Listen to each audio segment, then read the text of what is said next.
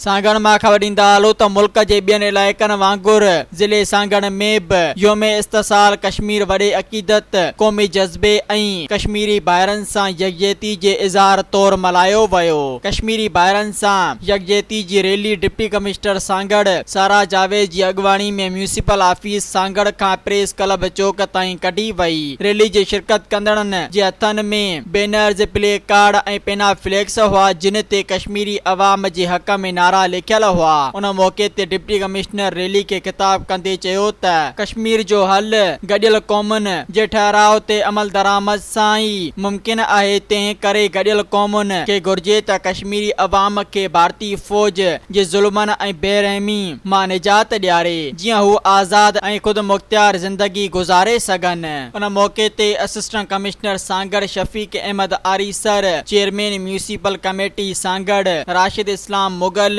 ज़िला education officer Ghulam Mustafa लेगारी समेत स्कूली शागिर्दनि ऐं उस्तादनि जे वॾे अंग शिरकत कई। सब्सक्राइब कयो अवामी न्यूज़ HD खे ऐं ताज़ा तरीन ख़बरुनि लाइ ॾिसंदा रहो अवामी न्यूज़ HD।